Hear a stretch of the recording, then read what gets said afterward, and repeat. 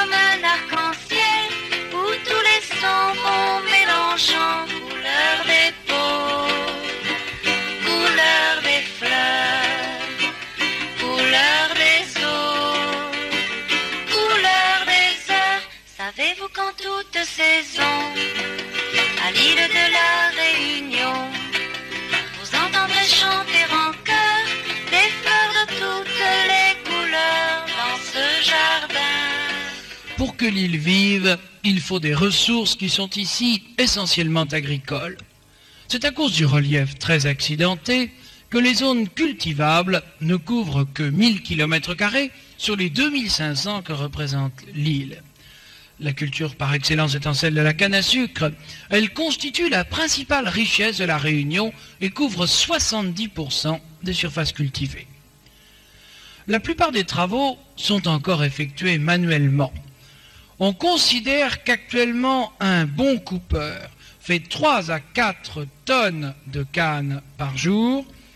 À titre indicatif, c'est tout de même intéressant de le savoir pour nous métropolitains, il est payé, si on peut parler décemment de salaire, aux alentours de 35 francs de la tonne de canne coupée et chargée dans les chariots. De très gros efforts sont faits pour mécaniser et humaniser ce travail vraiment très pénible. Depuis 1974, on a introduit dans le département des machines à couper. Leur utilisation ne peut se faire que sur un sol préparé et épierré. Aussi la coupe reste-t-elle essentiellement manuelle, utilisant du personnel saisonnier. Actuellement, la Réunion produit 10% de la production française de sucre. Le transport s'est considérablement amélioré depuis quelques années. Les tracteurs, les gros camions supplantent petit à petit ces charrettes tirées par des bœufs. Ces bœufs que l'on appelle en créole moteur-canne. Ils ont en effet l'avantage de se nourrir des feuilles vertes de la canne et ne coûtent pas à son propriétaire les frais onéreux de l'entretien d'un tracteur. Contrairement à ce que l'on pourrait croire, ces bœufs passent dans des endroits où les tracteurs seraient arrêtés. Et c'est pour cette raison que dans la région sous le vent, ils sont encore très nombreux. Ils ont nécessité l'implantation de points de transit où les camions des usiniers viennent prendre livraison des chargements de canne. Cela évite à ces bœufs de faire de trop longs trajets sur les nationales, ceci créant des embouteillages et surtout de nombreux accidents. Dans l'île actuellement, il n'y a plus que 4 usines qui traitent la canne. Il y en avait 7 voici quelques années. Il faut dire que la canne à sucre traverse une crise mondiale, comme tout le reste d'ailleurs. Et à La Réunion, on est en train de restructurer l'exploitation de la canne à sucre. Pour cela, on ferme progressivement les usines les plus désuètes et on modernise les autres. Cette canne, une fois déposée dans l'usine, est envoyée par des tapis roulants dans des moulins qui en extraient le jus sucré. Les fibres restantes, appelées bagasses, sont envoyées dans des chaudières dont elles alimentent les foyers. Ces chaudières fournissent l'énergie nécessaire à l'alimentation en électricité de toute l'usine. Le surplus de courant, car il y en a, est revendu à EDF. Toujours dans ce programme de modernisation des usines, il est prévu que dans maintenant 2 ans, une partie de l'électricité réunionnaise sera produite par ces usines, mais cette fois-ci de façon régulière et contrôlée par EDF. Le sirop extrait de la canne lors du passage dans les moulins est cuit.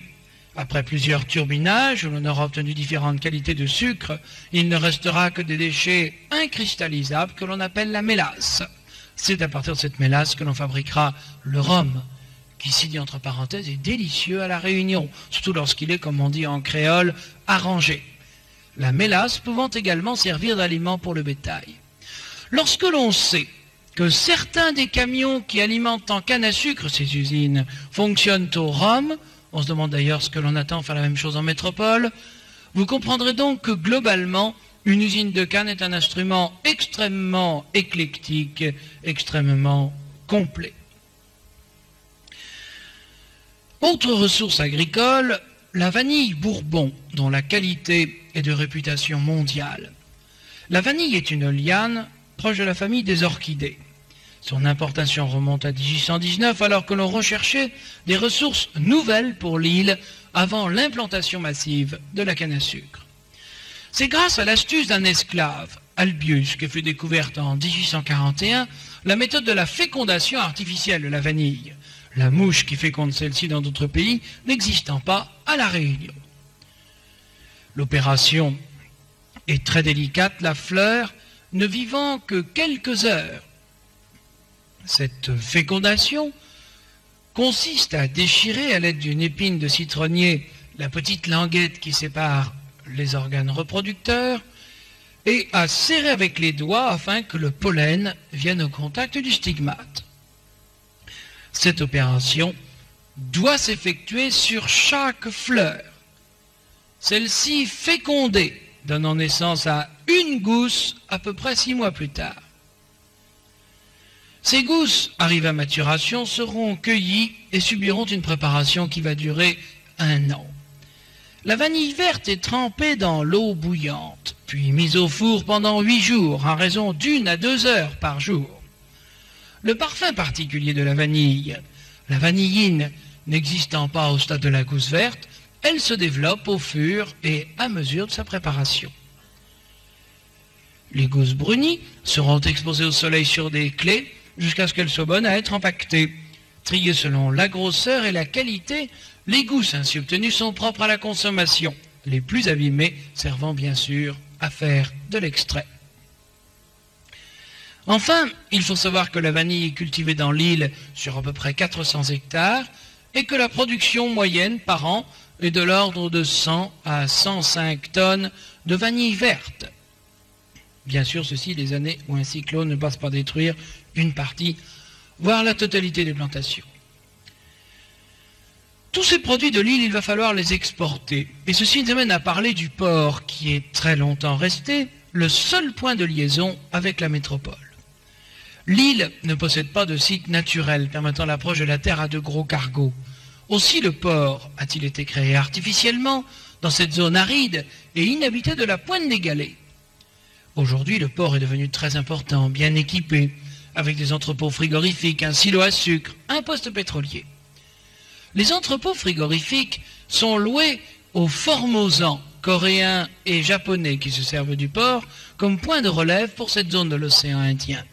C'est une très bonne chose car cela permet une entrée de devises, ce dont la Réunion a énormément besoin. En effet, nous touchons là du doigt un des premiers gros problèmes de cette île, à savoir qu'elle importe actuellement 80% de ce qu'elle consomme. Je vous l'ai expliqué au début de la première partie, la pêche a toujours été un peu le parent pauvre à La Réunion. Et actuellement, de très gros efforts sont entrepris, en particulier pour développer la grande pêche. C'est ainsi, par exemple, que la Sapmer a armé un ancien chalutier boulonné pour qu'il aille pêcher vers les terres australes aux alentours de Saint-Paul et Amsterdam. L'extension des eaux territoriales ayant agrandi considérablement les possibilités de pêche autour de la Réunion et des terres australes, protégeant ces sites par rapport aux autres pays. Les conditions de pêche sont très dures, car nous nous trouvons dans cette zone des 40e rugissants. Mais vous voyez ce bateau qui rentre de sa première campagne expérimentale, image que j'ai tournée lors de mon dernier séjour, eh bien l'Austral ramène pour 2 mois de campagne plus de 500 tonnes de poissons. Pour un coup d'essai, c'est un coup de maître.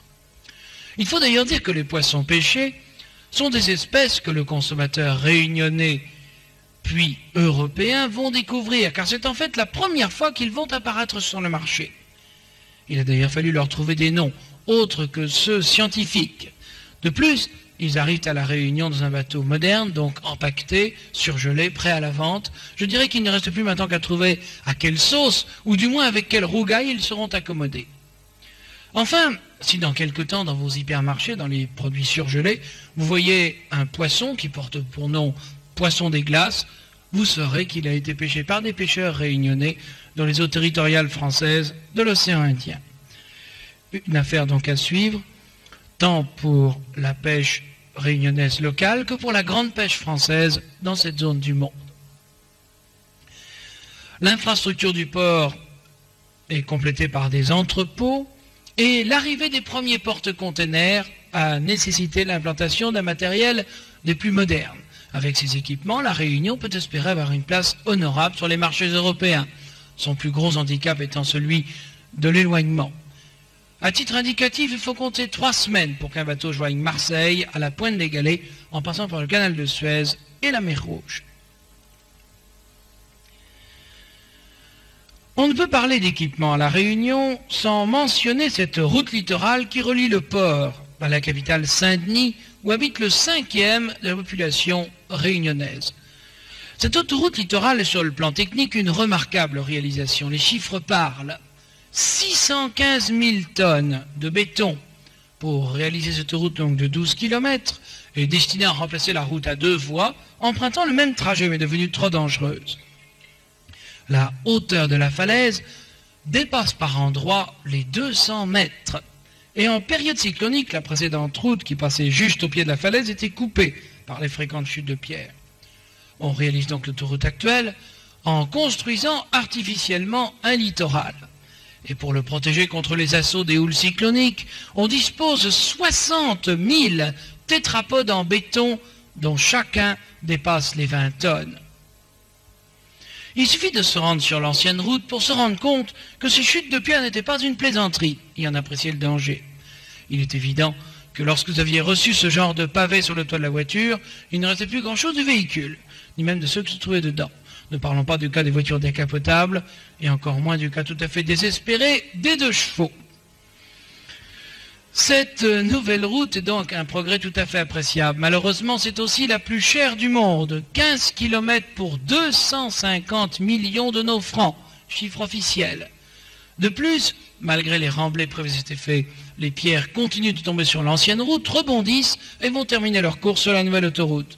Le problème est donc loin d'être résolu. C'est d'ailleurs la raison pour laquelle on a maintenu à l'entrée de cette route les panneaux, car ils mettent en garde les 14 000 véhicules qui l'utilisent quotidiennement et qui, par leur grand nombre, ont justifié en fait de cette énorme dépense.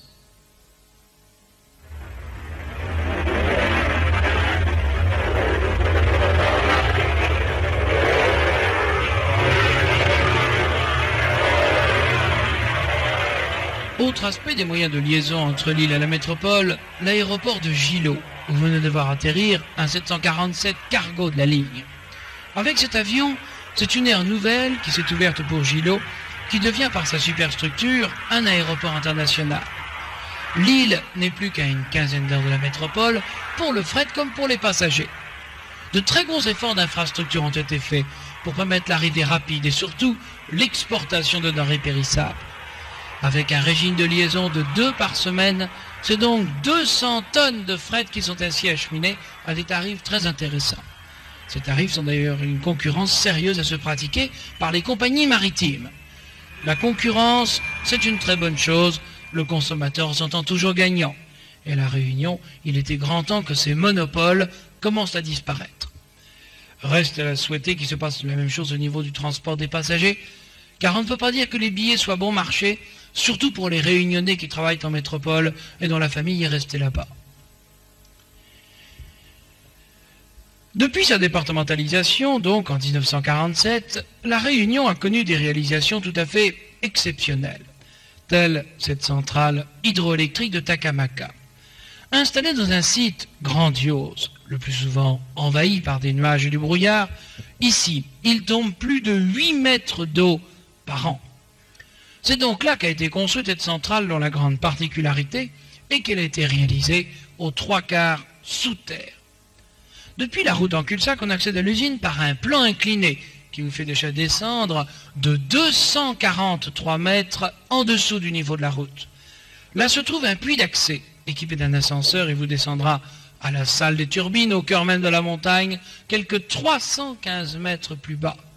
Soit entre la route d'accès, où nous trouvions tout à l'heure, et la salle des alternateurs, 558 mètres, presque 2 tours Eiffel l'une sur l'autre. Et si la réalisation est grandiose, elle paraît pourtant bien petite dans ce site écrasant par sa dimension. Le chantier n'a pas été simple à réaliser, il a même fait des victimes. Songez par exemple que pour niveler le plan incliné sur lequel nous venons de descendre, il était nécessaire de suspendre les bulldozers à des câbles en acier. Les besoins en électricité se montrant de plus en plus importants à La Réunion, il vient d'être terminé dans la rivière de l'Est un chantier au moins aussi exceptionnel.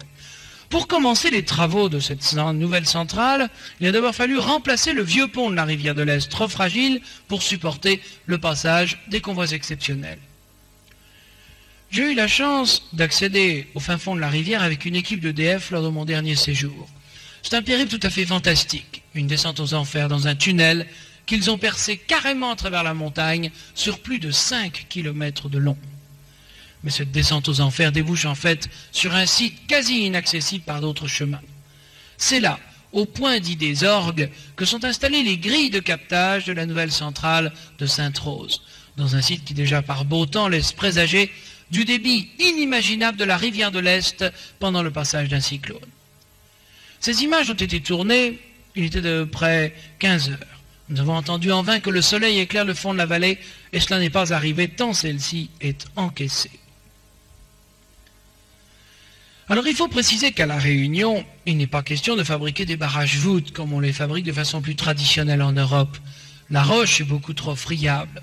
De plus, au moment du passage des cyclones, les précipitations d'eau sont telles que rien ne résisterait.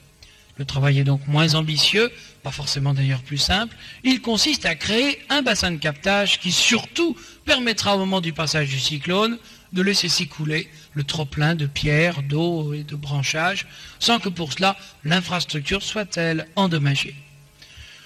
Nous apercevons donc ici le bassin, nous allons apercevoir les grilles qui, d'ailleurs je le précise, ont été tordues pendant le passage du cyclone Hyacinthe, dont nous verrons des images tout à l'heure.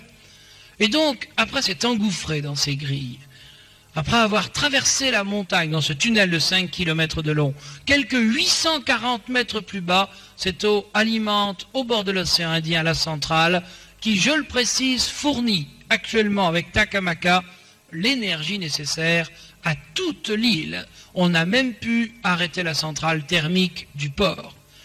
C'est certainement le seul département d'outre-mer qui vive ainsi actuellement en parfaite autonomie hydroélectrique. Il est déjà prévu, pour quand le besoin s'en fera sentir, un super Takamaka qui récupérera les eaux rejetées par la première centrale, et les usines de Cannes produiront donc dans 2 ans une partie de l'électricité réunionnaise. Cette amélioration du potentiel énergétique permet d'envisager la création d'usines et d'industries, chose indispensable à une économie plus saine de l'île. Parmi les industries nouvelles, et je dirais originales, je voudrais vous parler de la compagnie Corail, la compagnie réunionnaise d'aquaculture et d'industrie littorale qui a été créée en 1977 et qui nous ouvre aujourd'hui ses portes. Cette ferme aquacole est située sur les bords du lagon de Saint-Leu, choisie pour son site bénéficiant des conditions d'ensoleillement et d'hydrologie favorables. C'est la seule au monde où l'on élève de façon semi-naturelle la tortue de mer sauvée des prédateurs. Il faut en effet rappeler que la tortue est une espèce en voie de disparition et donc protégée. Les jeunes tortues de la ferme viennent des îles Tromelin et Europa, dépendances françaises où le personnel de la météo exerce une protection rigoureuse des tortues. Ces îles sont maintenant devenues les lieux de ponte les plus actifs de l'océan Indien et certainement parmi les plus riches du monde. Pour Corail, l'opération consiste à favoriser encore davantage la reproduction de l'espèce dans son milieu naturel, le surplus de jeunes ainsi dégagés contribuant à la fois à augmenter le recrutement naturel et à alimenter les besoins de l'aquaculture réunionnaise, tant au bénéfice de l'économie locale qu'à l'équilibre écologique. Les prélèvements faits par la ferme représentent à peine 10% des naissances. Seules sont importées pour l'élevage les tortues qui naissent de jour, celles qui dans la nature n'ont aucune chance de survie, parce qu'immédiatement dévorées par les frégates et autres prédateurs. Les 90% autres, qui naissent donc de nuit, sont également protégées. Elles sont nourries avant d'être relâchées ultérieurement au large. Ceci élimine donc presque totalement cette mortalité très importante de la tortue due aux prédateurs. La conversion alimentaire des tortues s'avère plus favorable que celle obtenue pour les élevages de poulets. De 25 grammes que fait une tortue à la naissance, elle atteint le poids de 1,7 kg à 9 mois, 3 kg à 1 an, 14 kg à 2 ans et 30, voire 35 kg au bout de 3 ans, période actuellement choisie pour la commercialisation. Les tortues sont nourries à l'aide d'un aliment composé complet, aliment réalisé de manière à flotter et à salir le moins possible l'eau des bassins. Cette eau, prélevée dans le lagon, est chauffée pour la partie nurserie de l'élevage. Elle est renouvelée à raison d'une fois par heure en moyenne.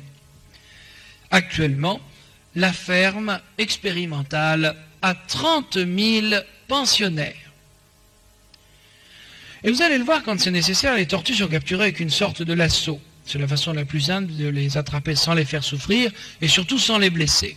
Mais cela demande tout de même une certaine adresse de la part du cow-boy de service, s'il ne doit pas se retrouver dans le bassin, entraîné avec la tortue. Vous voyez ici une tortue qui a passé exactement 3 ans dans les bassins.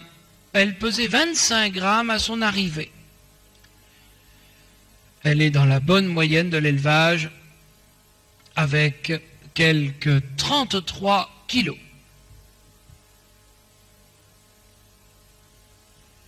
Celle-ci est un petit peu un phénomène, car elle a été mise dans les bassins en même temps que sa collègue. Mais disons qu'elle a particulièrement bien profité de son séjour, puisqu'elle a atteint les quelques 45 kilos.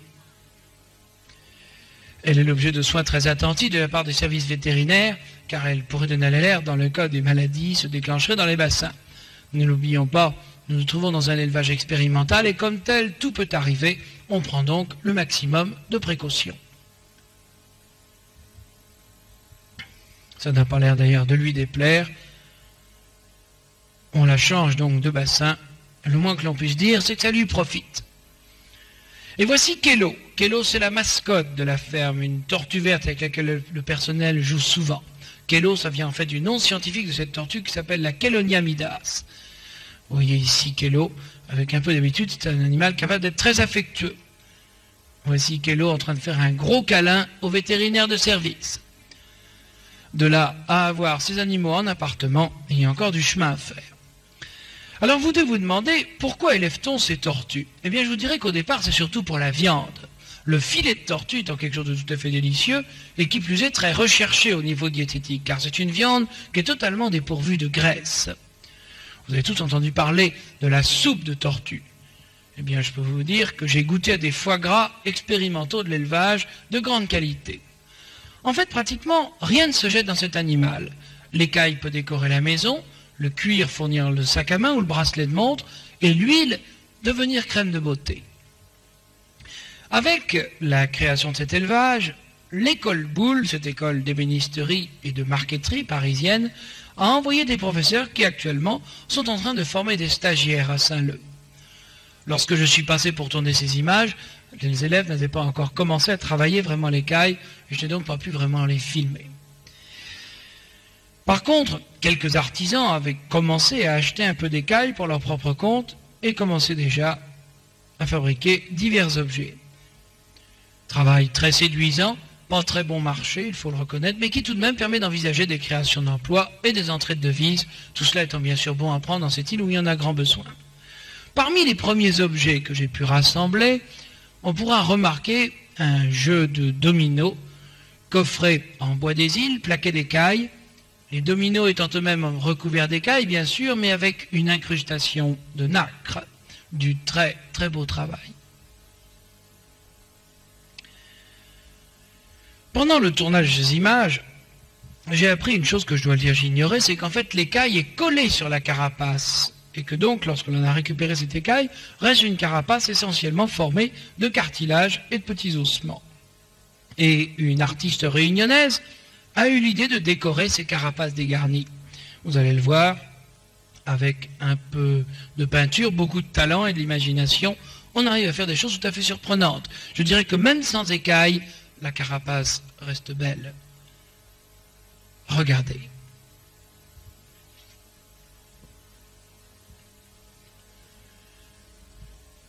Et pour cet élevage, tout va se jouer dans quelques mois. Car je vous l'ai expliqué tout à l'heure, la tortue est une espèce actuellement protégée par la Convention de Washington. Il faut donc une dérogation à cette convention pour que les Réunionnais puissent vendre dans les pays étrangers les produits dérivés de cet élevage. Et la demande, je le précise, est très importante. Espérons qu'à la Convention de Washington, ils comprendront l'utilité de l'opération. Car tout de même, prendre 10 tortues, en faisant survivre 90 autres dans une espèce qui est actuellement en voie d'extinction, n'est-ce pas là un exemple d'une intelligente exploitation et protection simultanée de la nature? Une affaire donc à suivre. Et je ne voudrais pas quitter le lagon de Saint-Leu sans vous rappeler que nous sommes ici dans une île tropicale avec tout ce que cela comporte de farniente, de planches à voile, de pêche sous-marine, de pêche au gros. En fait, pratiquement toutes les îles tropicales proposent ces prestations et je ne crois pas donc que la Réunion soit la mieux placée dans ce domaine. Par contre, cette île offre à ses visiteurs une prestation que peu d'îles dans le monde peuvent proposer. Ce sont ces montagnes, ce sont ces hauts accueillants. Et c'est la raison pour laquelle nous allons maintenant repartir. Nous allons à pas de géant passer le col du Taibit pour nous rendre dans le cirque de Sillaos. Le spectacle en vaut vraiment la peine.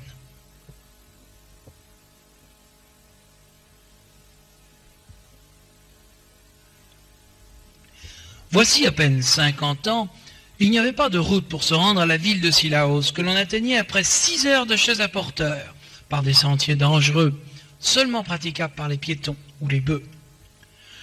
Là, l'escarpement est tel qu'il a fallu 8 ans pour construire une route encore très accidentée de nos jours et parfois coupée pendant la saison des pluies. Mais si la route est dangereuse, le spectacle du site n'en est pas moins extraordinaire. Une voiture qui passe sur la route vous donne d'ailleurs une petite idée de l'échelle. Un conseil, si vous allez un jour à La Réunion, ayez un véhicule qui a un bon frein à main et sachez faire les démarrages en côte, ça pourra vous servir. Le nom de Sillaos vient du mot malgache Sillaosa, qui veut dire qu'on ne quitte pas. Ce sont les termes qui contribuèrent au siècle dernier au développement de cette ville. Malheureusement, elles ont été entièrement détruites par le cyclone de 1940. Mais tous ces hommes qui étaient venus sont restés dans Sillaos, qui est maintenant devenue une petite station climatique et un peu touristique. Ici, on trouve surtout des catholiques, qui d'ailleurs, je le précise, sont majoritaires dans l'ensemble de la population réunionnaise. Elles sont d'ailleurs aussi fervents et mystiques que les Tamouls. C'est ainsi qu'à l'occasion d'un jubilé, toute la population, bien qu'en semaine, a cessé le travail. Les élèves des écoles ont été conduits pour assister à la cérémonie. Cela nous permet de voir un échantillonnage de la population locale, essentiellement de race blanche. Ce sont les petits blancs des Hauts, pour la plupart, descendants des anciens contremaîtres, qui, au moment de l'abolition de l'esclavage, ont refusé de travailler au même titre, surtout au même salaire que leurs anciens esclaves.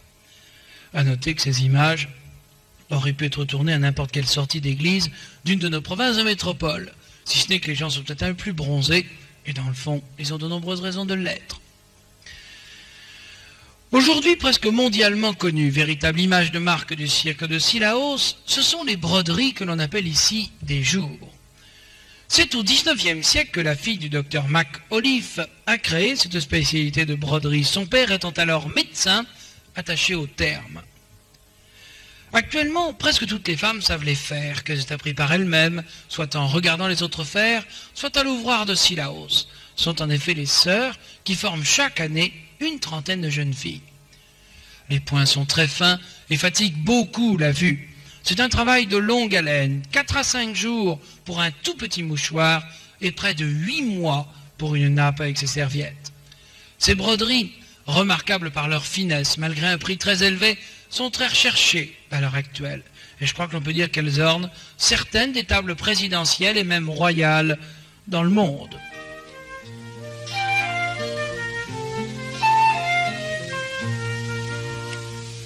Sylvie souvient notre grande promenade, laver la ligne y faisait frais, vie causée par un peu maussade, chaque mot de mon cœur l'était bien vrai. Vie larguée par vos petites manières, vie croyait pas ce que m'y disait, et pourtant moi elle était sincère, m'y faisait tout ce que m'y pouvait.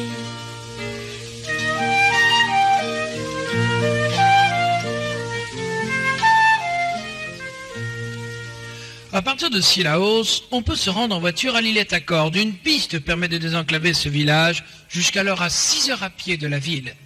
Dans l'îlette à Cordes, on fait comme dans beaucoup d'endroits autour de Sillaos du vin.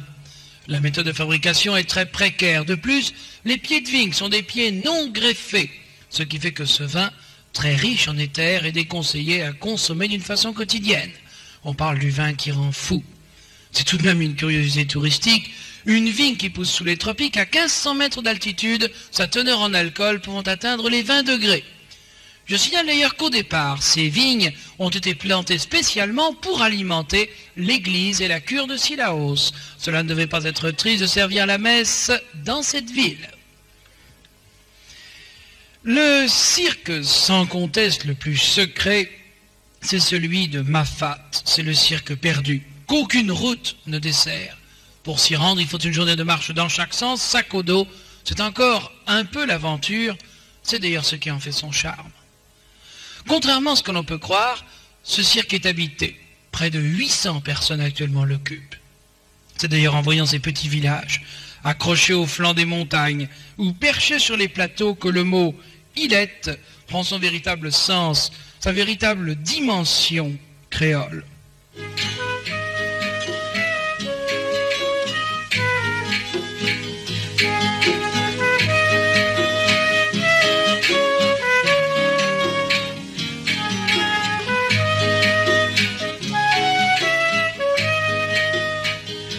Des sentiers incroyables, accrochés au flanc des montagnes, desservent entre ces villages dont tous les matériaux de construction ont été apportés à tête d'homme.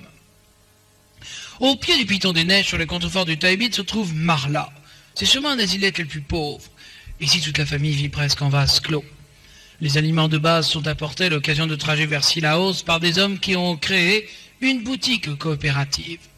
Afin de favoriser les habitants de Mafat, il n'y a pratiquement pas de taxes sur les marchandises, ce qui fait que transport payé, la boîte de conserve est finalement à peine plus chère à Mafat qu'à Saint-Denis dans un hypermarché.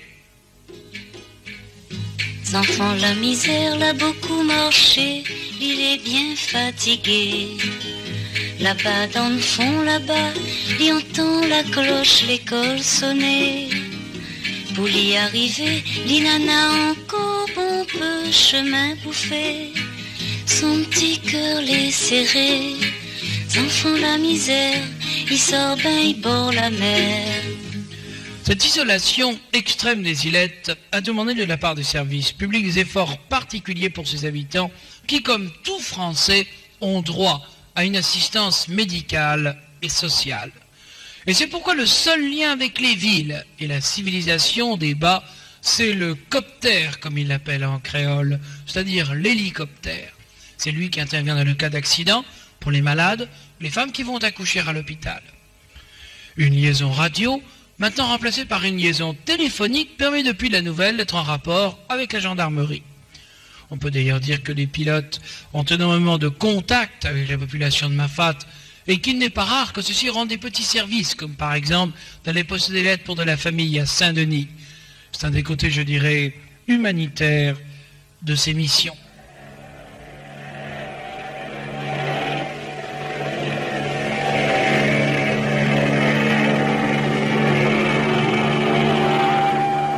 Aujourd'hui, c'est la visite des médecins qui assurent la PMI, la protection maternelle et infantile.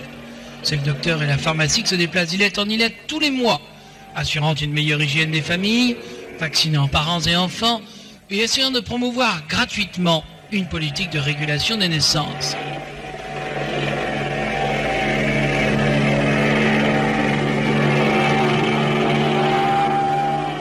Les consultations se font dans les seuls bâtiments en dur de l'îlette.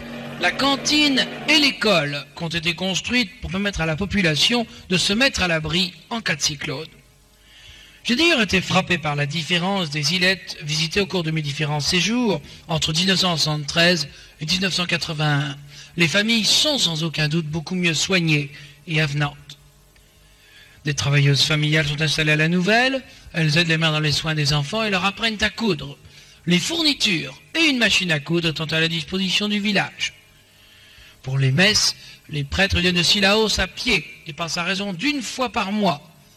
Le facteur passe une fois par semaine. Son circuit dans le cirque à pied, bien sûr, dure 4 jours. Les enfants, la misère avant de rentrer l'école, ils lèvent 4 heures matin.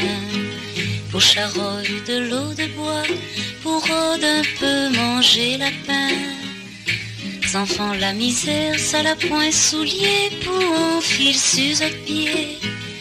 Soleil et chaud l'été, enfants, la misère, ils traînent dans la poussière. Heureusement, Nana la brise, pour fait flotter son joli petit chemise. Heureusement, Nana rosée, pour soulager son petit pied fatigué. Dans le bois, Nana tourterelle, il chante pour lui une jolie ritournelle. L'école est encore loin, mais il perd pas son chemin. Plusieurs tentatives de route ont été entreprises dans ce relief très accidenté du cirque de Mafat. Toutes furent emportées lors du passage d'un cyclone, pratiquement dans l'année qui a suivi le début des travaux. Il est vrai que lorsque l'on regarde ce cirque vu d'avion, vous le voyez actuellement sur l'image, nous sommes à peu près à 3500 mètres d'altitude, imaginez le tracé d'une route est tout de même chose difficilement pensable. Le problème climatique particulier de la Réunion, ainsi d'ailleurs que dans toutes les terres se trouvant sous cette latitude, c'est celui des cyclones et de la saison des pluies qui s'étendent de novembre à avril, l'été dans l'hémisphère sud. C'est sûrement là que la radio a le rôle le plus important, car c'est elle qui va informer les habitants de l'île de l'arrivée de la dépression et de la progression de l'œil. Songez que lorsqu'il pleut, ça peut prendre des dimensions énormes. C'est ainsi qu'en 1948, il est tombé à Mafat en 24 heures 1,87 m d'eau. Record mondial non homologué à cause d'un pluviomètre trop petit qui avait débordé à ce niveau. Pendant le passage du cyclone Hyacinthe, au moment les plus intenses, il serait tombé plus de 2 mètres d'eau. J'étais en circuit de conférence en métropole et je n'ai donc pas pu tourner d'images sur ce cyclone. Mais lors de mon dernier séjour, des amis caméramans de la station FR3 m'ont confié quelques images qu'ils ont pu tourner tant bien que mal pendant et surtout entre les alertes cycloniques. Hyacinthe, c'est vraiment le cyclone typique qui pendant 15 jours s'est promené autour de la Réunion sans heureusement passer dessus. Cela a tout de même limité les dégâts, car les vents n'ont jamais dépassé 180 km/h sur l'île. Lorsqu'un cyclone passe sur la Réunion, les vents peuvent atteindre près de 300 km/h. Ceci étant dit, Hyacinthe a tout de même fait de très gros dégâts. Nous regardons ces images de FR3, c'est un document. À l'aube, c'est l'alerte 3. Et pour la première fois depuis 10 jours, le vent va ajouter ses ravages à ceux de la pluie.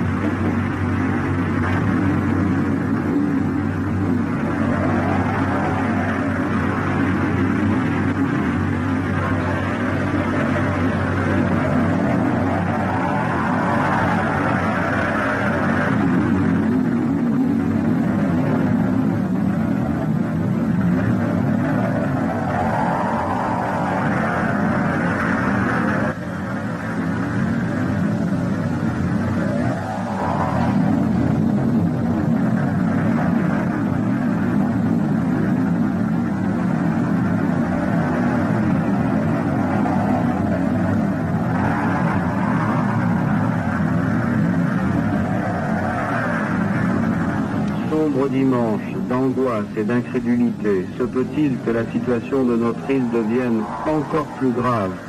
Par miracle, les rafales de vent ne dépasseront jamais 180 km/h et dans la plupart des endroits, beaucoup moins. Le nord et l'ouest souffrent particulièrement, de Saint-Denis à Saint-Gilles. Sur la côte ouest, la mer s'est fâchée et les rafales s'y ajoutent. Les plages seront ravagées.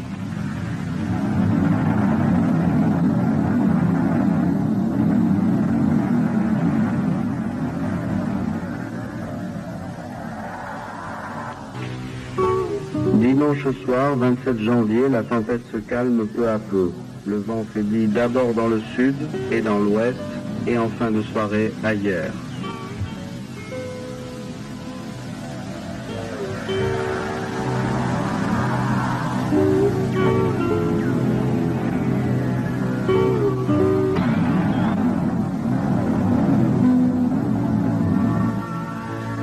Tandis que Hyacinthe s'éloigne cette fois-ci pour de bon, les Réunionnais, puis grâce à la télévision le monde entier, vont découvrir le lundi 28 janvier 1980 l'ampleur de la catastrophe.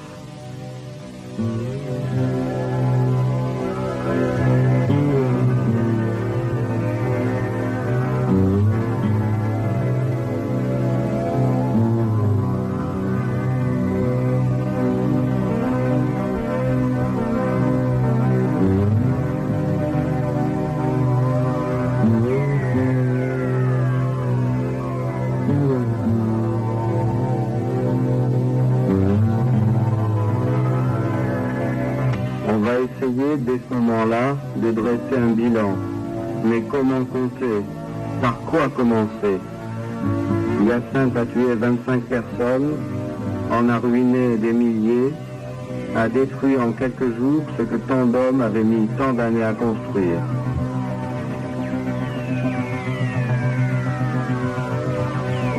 Il y a en ce 28 janvier 7500 réfugiés, parmi lesquels de nombreux sans-abri qu'il va falloir reloger.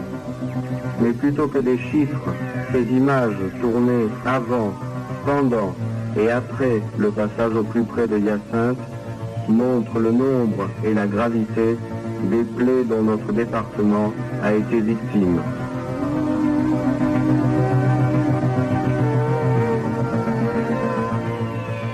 Image donc tournée dans des conditions très difficiles par les équipes de FR3, que je tiens d'ailleurs à remercier ici.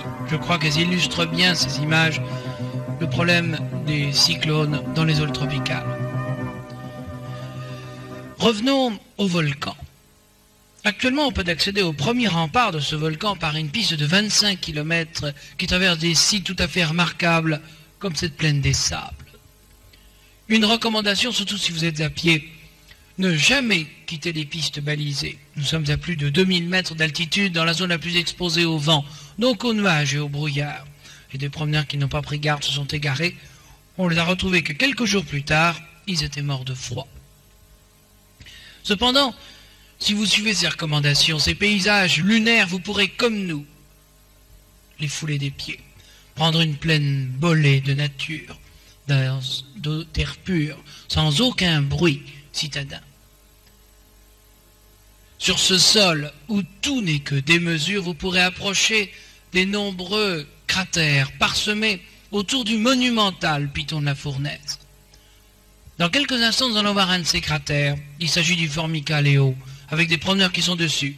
Cela va vous donner une petite idée de l'échelle, et j'espère que vous allez reconnaître les paysages au début de la première partie, le décor de la naissance de l'île.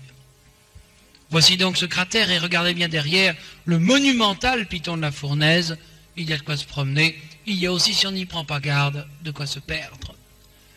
Et si vous avez de la chance, vous pourrez peut-être, comme nous, assister à des éruptions volcaniques, comme il y en a de plus en plus souvent. Le volcan est là, il vit. 4 éruptions en moins de 2 ans. Celle d'avril 77 est inquiétante, puisque pour la première fois depuis 2 siècles, la lave coulait hors de l'enclos, coupant en deux un village, le village de Piton-Sainte-Rose.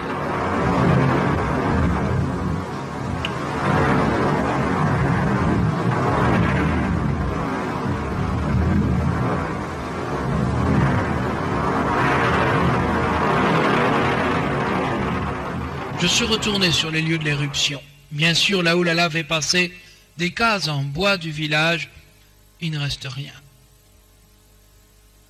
Seule restera désaffectée la gendarmerie. Construite en dur, la lave était arrivée au niveau du premier étage. Je tiens à préciser que grâce à un plan hors sec tout de même bien organisé, cette éruption n'a pas fait de victimes parmi les habitants du village. Les laves se sont refroidies, les bulles ont donc pu passer et réouvrir la route, car c'est la seule qui permet de faire le tour de l'île à cet endroit.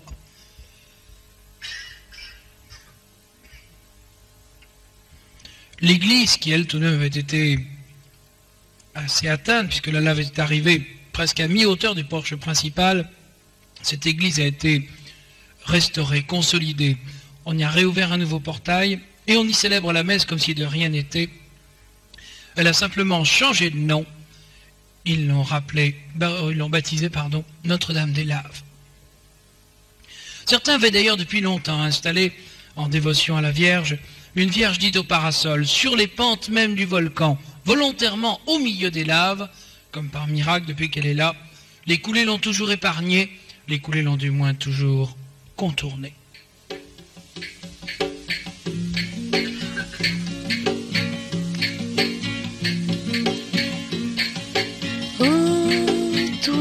Mario, Nena déjà un bon bout de temps. Toi et la cachette dans ce boucan. Ici au moins le ciel est beau. Le coïton pas sur ton dos. Pour toi baigner, Nena de l'eau. Pour toi manger, Nena coco. Pour toi rêver, Nena oiseaux, Bougainvilliers la poussée haut.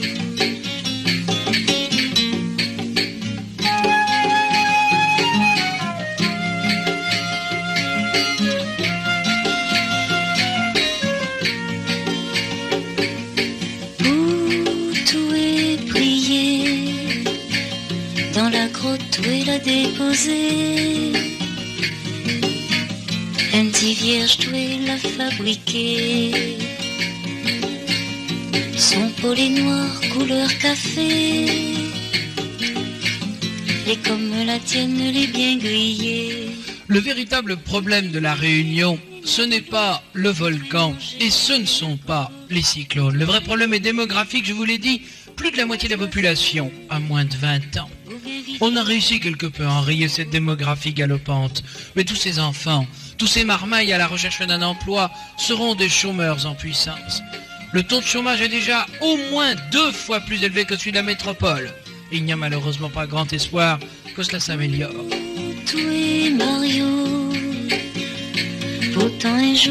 Tous les ans, pour ne pas rester sans emploi, près de 6000 Réunionnais s'expatrient en métropole. Isolés des leurs, ils apportent avec eux une mosaïque de souvenirs, et rien de plus naturel pour la plupart, ils ne pensent qu'à retourner au pays, le jour bien sûr où ils seront certains d'y trouver du travail.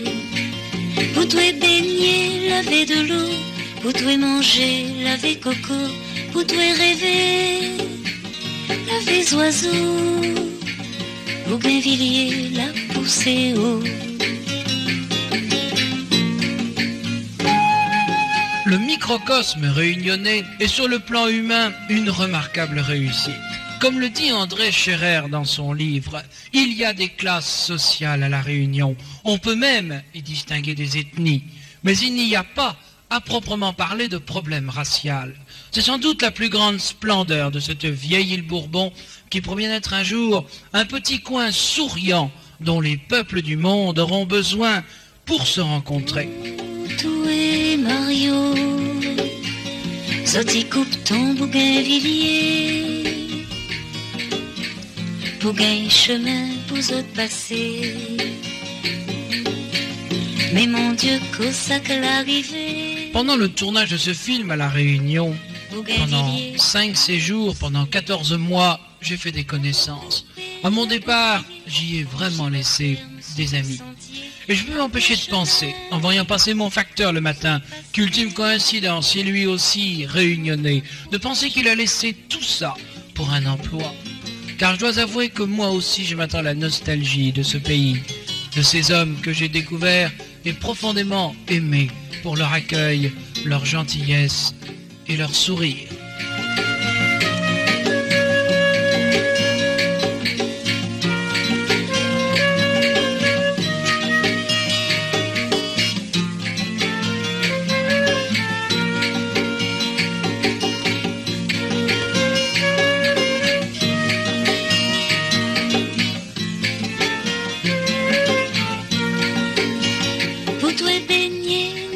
commence à espérer qu'à travers ces images, vous connaîtrez maintenant un peu mieux ce petit bout de France perdu au milieu de l'océan Indien, ce mouchoir de poche de 80 km de diamètre que l'on appelle la Réunion. Et j'espère que vous connaîtrez et comprendrez mieux le problème de ce demi-million de Français qui l'occupent et que l'on appelle les Réunionnais.